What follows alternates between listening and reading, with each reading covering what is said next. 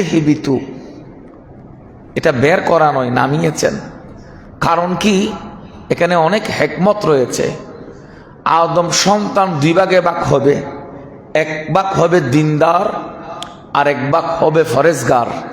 এক ভাগ দিনদার ফরেজগার নেককার হবে, আর এক ভাগ হবে বদকার গুনেগার পাপী হবে।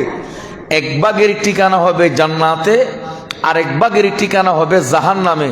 এই আদম সন্তানকে ভাগ করার জন্য আল্লাহ হযরত আদম আলাইহিস সালামকে জান্নাত থেকে জমিনে নামিয়ে দিয়েছেন। আর আদম আলাইহিস সালামের শরীর মুবারক চারটা বস্তু দিয়ে তৈরি করেছেন, মাটি, পানি, বাতাস। এগুলো দিয়ে হযরত আদম আগুন, এগুলো দিয়ে হযরত আদম আলাইহিস সালামকে তৈরি করেছেন নির্যাস দিয়ে। সুতরাং জমিন হলো দেহের জন্য উপকারী, আর রূহ হলো জান্নাতের ভিতর সবচেয়ে বেশি শক্তিশালী। দেহের স্থান জমিনে, রূহের স্থান জান্নাতে। এটা বোঝানোর জন্য আল্লাহ আদম আলাইহিস সালামকে জমিনে নামিয়েছেন। সুবহানাল্লাহ। তা আদম আলাইহিস সালাম এটা পাপ নয়। আল্লাহ তো নিষেধ করেছেন, ওয়ালা তাকরাবা হাযিহি শাজারাতা, ফল তো খেয়েছেন। তো এটা অনেকেই বলেন পাপ করেছে, গুনাহ করেছে। নাউযুবিল্লাহ, আউযুবিল্লাহ। এটা গুনাহ নয়, পাপও নয়, এটা ভুল করেছেন। ভুল এক জিনিস, পাপ করা এক জিনিস। ভুল এটা হয় অনিচ্ছায়। যেমন আপনি রমজান মাসে কিছু খেয়ে ফেলেছেন ভুলবশত, আপনার রোজা কখনো ভঙ্গ হবে না, আপনার রোজা ভাঙবে না। কারণ আদম সন্তান ভুল করলে এটা আল্লাহ মাফ করে দেন।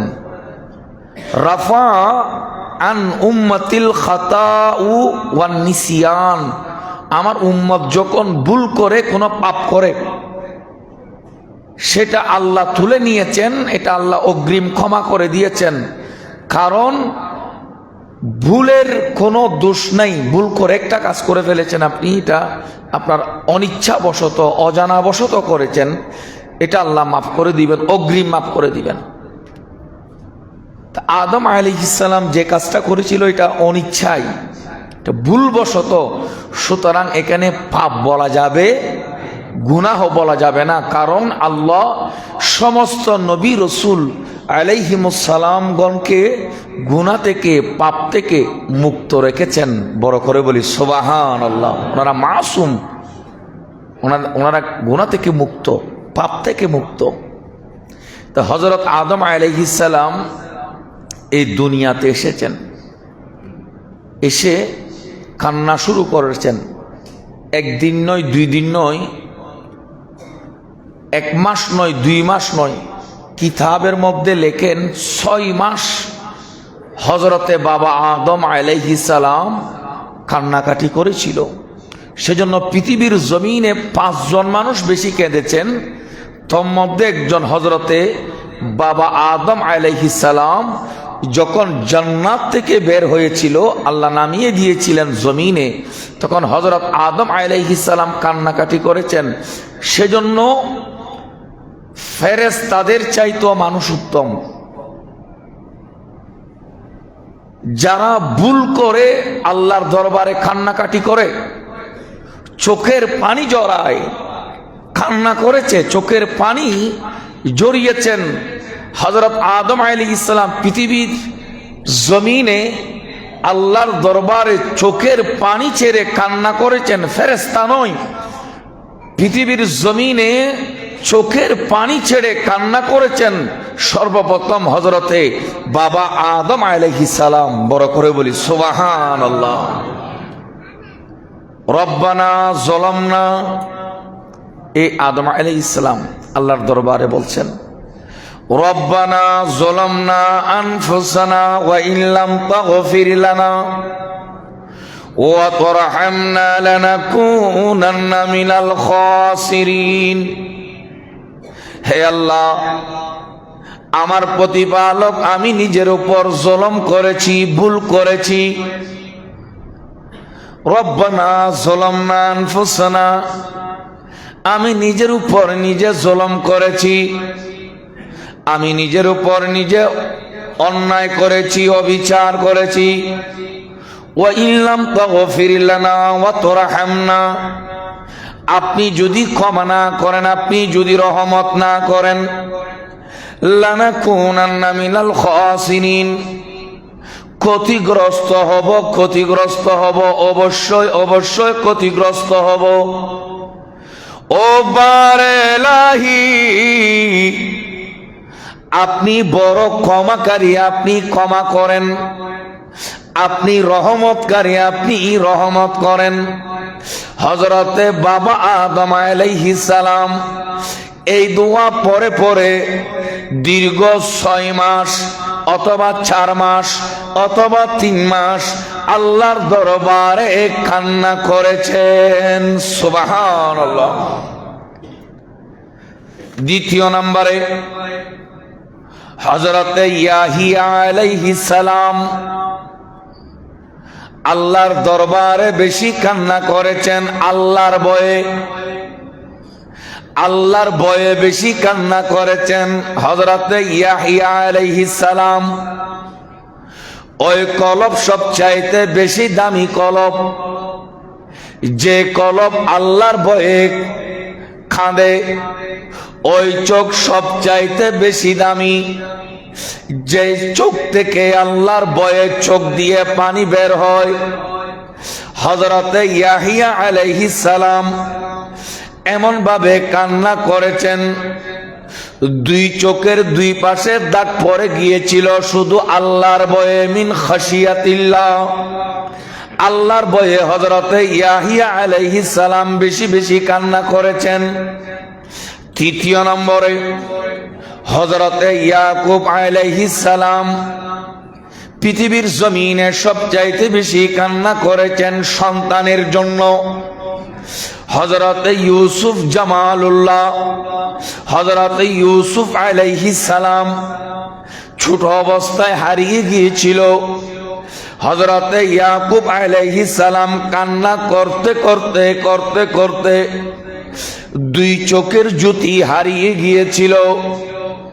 সন্তানের জন্য কান্না করেছেন হযরতে ইয়াকুব। তৃতীয় নম্বরে হযরতে মা ফাতেমা রাদিয়াল্লাহু তাআলা আনহা, আমার নবীর ইন্তেকালের পরে হযরতে মা ফাতেমা সবচাইতে বেশি কান্না করেছেন। অজর নয়নে মা ফাতেমা কান্না করেছেন। আমার নবীর ইন্তেকালের 6 মাস পর হযরতে মা ফাতেমা ইন্তেকাল করেন। এই দীর্ঘ 6 মাস হযরতে মা ফাতেমা রহমাতুল লিল আলামিন, শফিউল মুজনবিন, খাতুমুন নবীন, নবী মুহাম্মদুর রাসূলুল্লাহ সাল্লাল্লাহু আলাইহি ওয়াসাল্লামের জন্য কান্না করেছেন।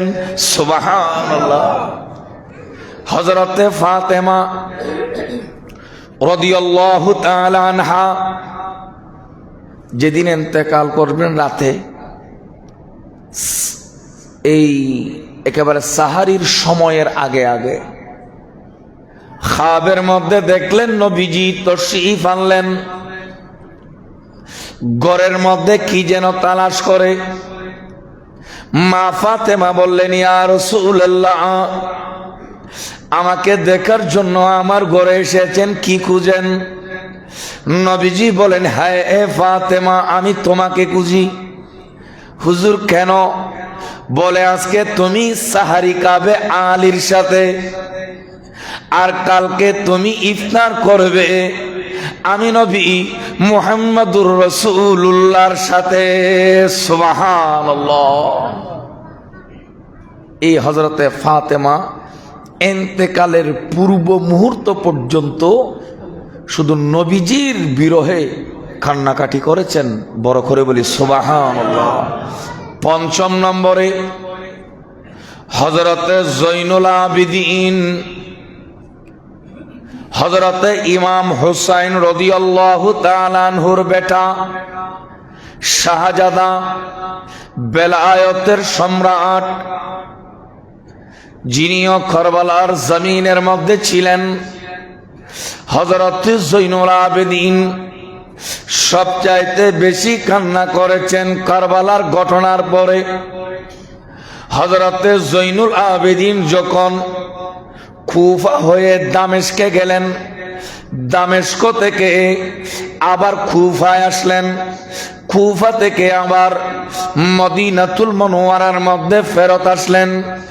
মদিনা শরীফে হযরতে জৈনুল আবেদিন আহলে বাইত রাসূল যখন তশরিফ আনলেন, মদিনার সমস্ত নারী পুরুষ ঘর থেকে বের হয়ে গেল আওলাদ রসুলকে দেখার জন্য, মজলুম পরিবারকে দেখার জন্য।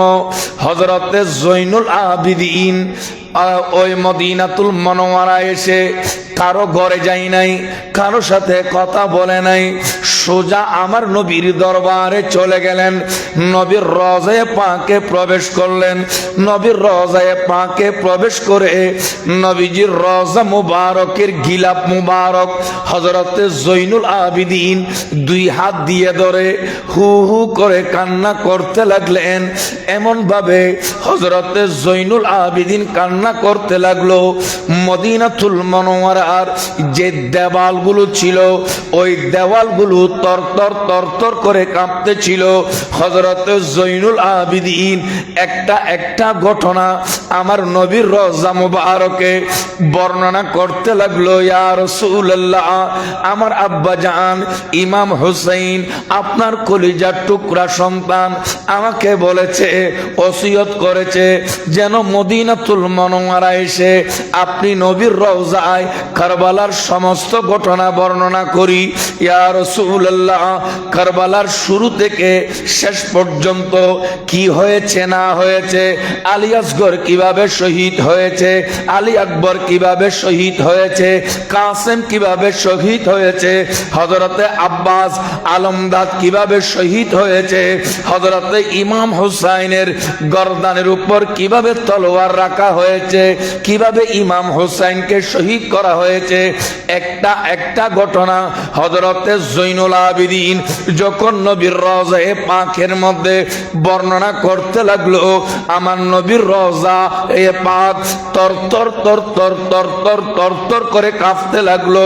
হঠাৎ করে রওজার ভিতর থেকে আওয়াজ বের হলো, এ জৈনুল আবেদিন চোখের পানি মুছো, আমি রহমতুল লিল আলামিন সমস্ত কিছু দেখেছি আমার চোখে, যা সমস্ত কিছু আমার চোখে আমি দেখেছি, তুমি যা বর্ণনা করেছো সমস্ত কিছু আমি নবী দেখেছি। শুধু তাই নয়, আমি নবী ওই কারবালার ময়দানে হাজির ছিলাম। এ জৈনুল আবেদিন কিতাবের মধ্যে লেখেন, উনি কখনো পানিও খান নাই। উনি যখন ওনার সামনে পানি নিয়ে আসতো, উনি পানি সরিয়ে দিতেন। কিতাবের মধ্যে আছে হযরত জৈনুল আবেদিন মৃত্যুর আগ পর্যন্ত আর কোনোদিন পানি পান করে নাই, কোনোদিন পানি পান করে নাই। হযরত জৈনুল আবেদিন জীবনে কোনোদিন পানি পান করে নাই, কখনো হাসে নাই। ওনার সন্তান একদিন জিজ্ঞেস করলো, আব্বা জান, আমি আপনাকে কখনো হাসতে দেখি নাই, আপনি সবসময় কাঁদেন। তখন উত্তর দিল, হে আমার কলিজা টুকরা সন্তান, তুমি যদি কারবালার মাঠে থাকতে, ওই কারবালার চিত্র তুমি যদি এই চোখে দেখতে, তুমি জীবনে হাসতে না, তুমিও সারা জীবন কান্না করতে এমন নির্মম ভাবে আমার পরিবারের উপর, আমার বাবার উপর, আমার ভাইয়ের উপর, আমার বোনের উপর, ছোট ছোট মাসুম বাচ্চাদের উপর তারা জুলুম করেছে। বড় করে বলি নাউজুবিল্লাহ। শুধু জুলুমের শেষ ছিল না, এই যে কাটা মস্তক, ওনারা তো মস্তকগুলো কেটে কেটে রেখে দিয়েছেন, এই কাটা মস্তকের উপর পর্যন্ত ওনারা জুলুম করেছেন। লাঠি দিয়ে ইমাম হুসাইনের নাক মুবারকে এভাবে গুতা মেরেছেন, ঠোঁট মুবারকে লাঠি দিয়ে গুতা দিয়েছেন, দাঁত মুবারকে গুতা দিয়েছেন। আমার নবীর একজন সাহাবা ছিলেন, বলে, খামোশ, তুমি কোথায় লাঠি দিয়ে আঘাত করছো? যে ঠোঁটে আমার নবী অসংখ্য অগণিত চুমু খেতে আমি সাহাবা নিজের চোখে দেখেছি। হযরতে ইমাম হোসাইনের যে কাটা মস্তক, এটা তীরের আগায় নিয়েছিলেন। তীরের আগায় নিয়ে বিভিন্ন জায়গায় জায়গায় ঘুরিয়েছেন। পৃথিবীর জমিনে মানুষ একজন, কবর দুইটা। মানুষ একজন, কবর দুইটা। এটা হলো ইমাম হোসাইন রাদিয়াল্লাহু তাআলা আনহুর।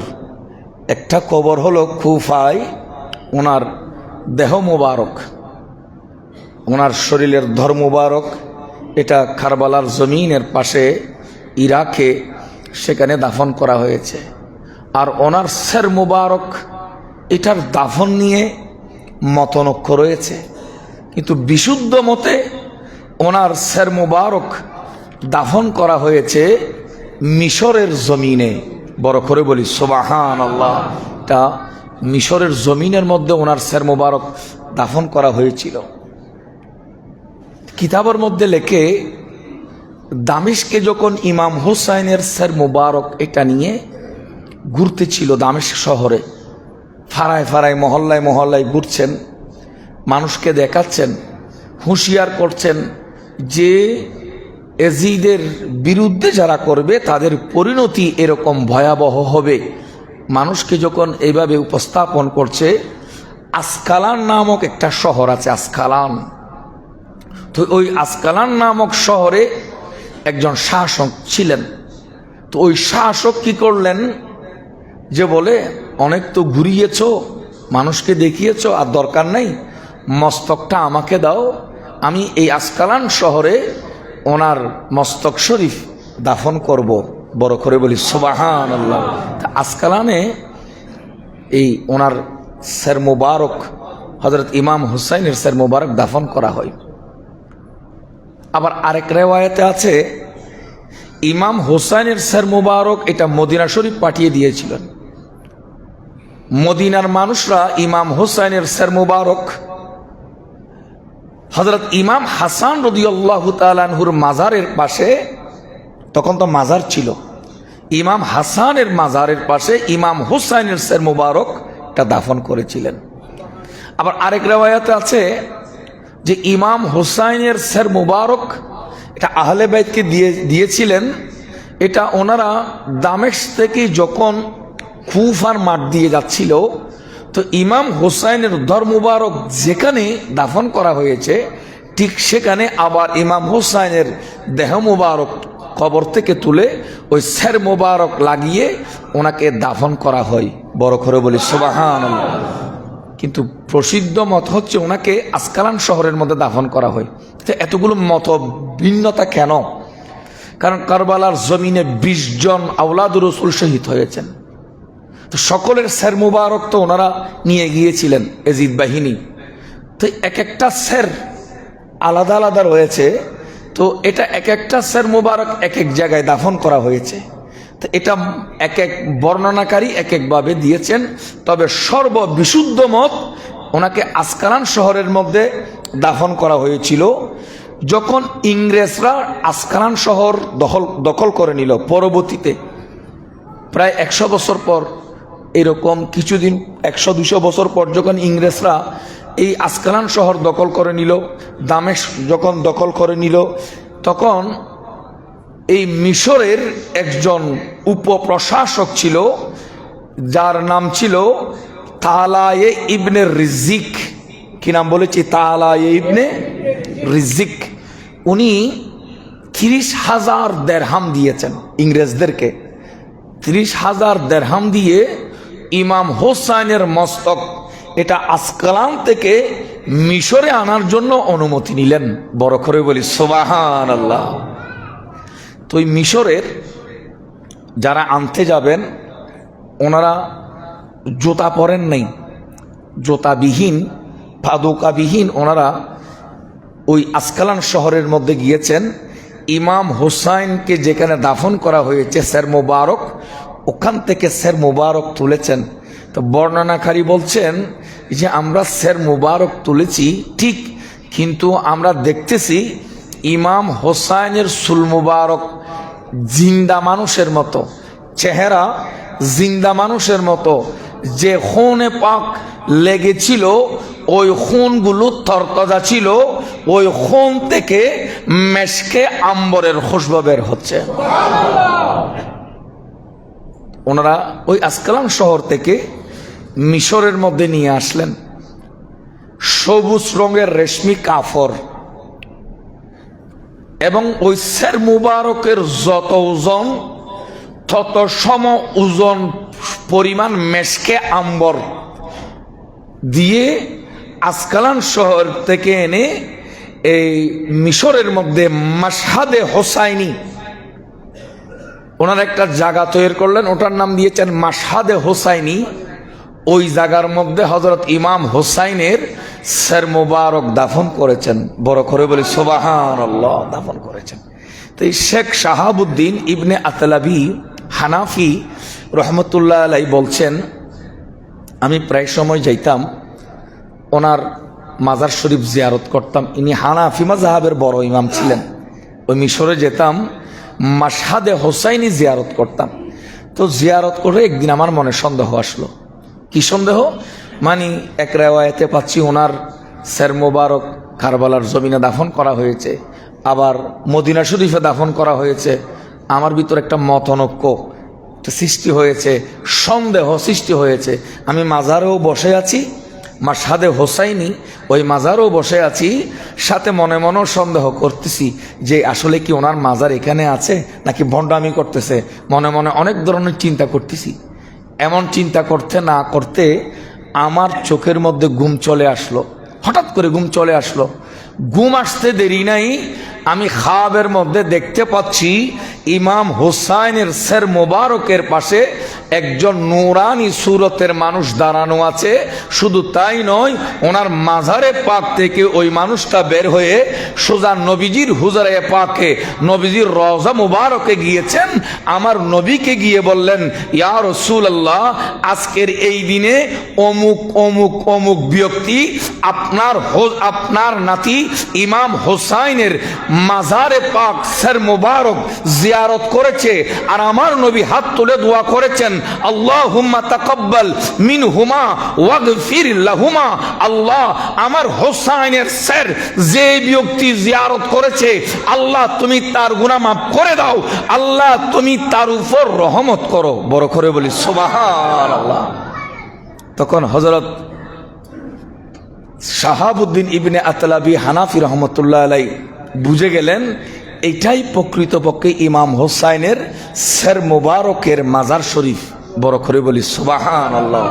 আরেক রিওয়ায়াতের মধ্যে আছে হযরত শেখ খলিল আবু হাসান তামাররুশি রহমতুল্লাহ আলাই প্রতিদিন মাজারে যেতেন, ওই সের মুবারকের কাছে যেতেন।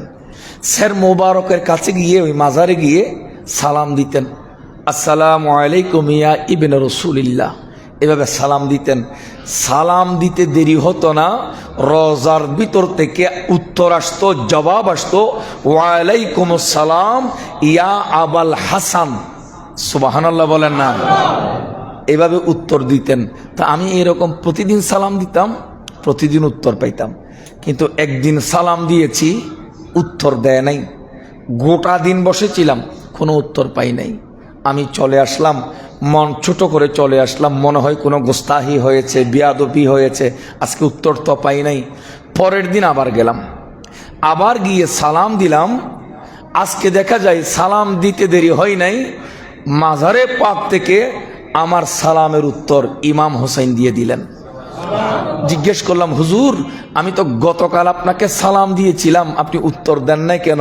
তখন মাওলা হোসাইন বলেছেন, আমি গতকাল আমি রহমতুল্লিল আলামিন নবী মুহাম্মদুর রাসূলুল্লাহ সাল্লাল্লাহু আলাইহি ওয়াসাল্লামার খেদমতের মধ্যে ছিলাম, ওনার সাথে আলাপচারিতার মধ্যে ছিলাম, সেজন্য তোমার সালামের উত্তর দিতে পারি নাই। বড় করে বলি সুবহানাল্লাহ। এই হযরত ইমাম হুসাইন রাদিয়াল্লাহু তাআলা ওনার মস্তক মুবারক মিশরের জমিনে রয়েছে এখনো। তা আওলাদ রসুল ইমাম হোসেইন জিন্দা, ওনার প্রত্যেকটা জিনিস জিন্দা। ঘরে ঘরে হোসাইন পাওয়া যায়, কিন্তু ঘরে ঘরে এজিদ পাওয়া যায় না।